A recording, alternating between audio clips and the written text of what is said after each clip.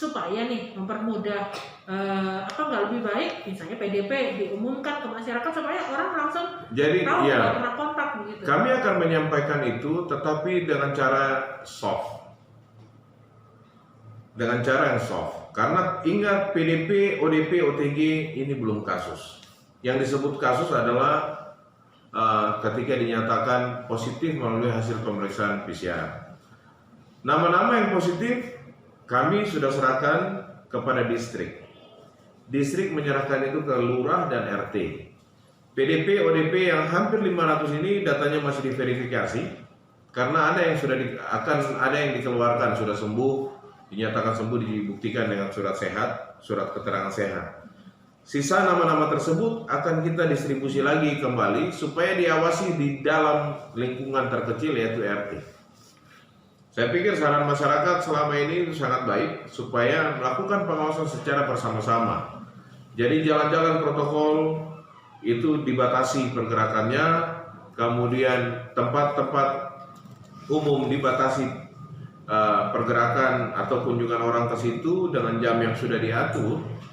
Nah, setelah itu rumahnya akan diawasi. Diawasi bukan karena dalam rangka dalam rangka untuk membuat stigma, tapi ini sebenarnya diawasinya dalam rangka supaya penularan ini tidak kembali terjadi di dalam rumah.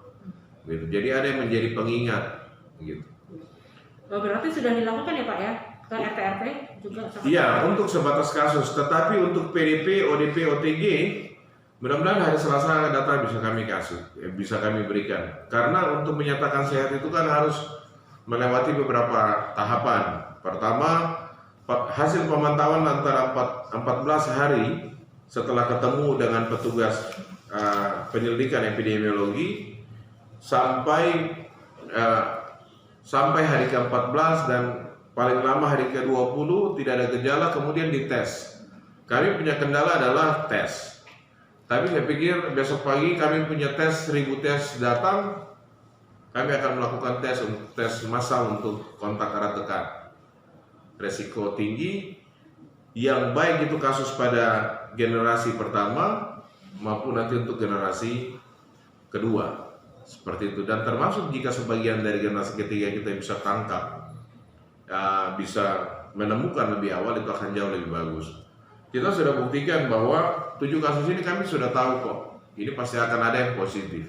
Intinya adalah pola penularan, pola transmisinya kita tahu, kemudian model untuk 1-2 minggu ke depan seperti apa itu sudah bisa diketahui atau sudah bisa diprediksi. Ini yang terpenting untuk bagaimana bisa memotong rantai penularan lebih cepat, kemudian juga memberikan efek kepada kesiapan fasilitas rumah sakit dan juga shelter dan juga dukungan-dukungan yang lain. Nah, besok kami juga akan kembali menyerahkan nama-nama sebanyak 32 orang yang positif ini ke Dinas Sosial yang merupakan bagian tim gugus untuk bisa keluarga-keluarga yang terdampak ini dalam waktu 1-2 hari bisa mendapat bantuan. Karena kami menerima laporan juga dari lapangan dan juga langsung di call center bahwa ada keluarga yang patuh, keluarga yang terdampak COVID-19, mereka patuh di dalam rumah tetapi bahan makanannya juga itu terbatas. Dan saya pikir ini sudah menjadi perhatian dari pemerintah Kabupaten Mimika dari 2 minggu lalu. Dan memang untuk menetapkan atau pendistribusian ini kan juga melalui mekanisme yang ada. Ya, karena tim gugus ini ada beberapa penggabungan dari OPD yang ada dan juga struktur pemerintahan yang ada, sehingga sinkronisasi tata kelola antar OPD ini ya memang harus kita perhatikan itu juga.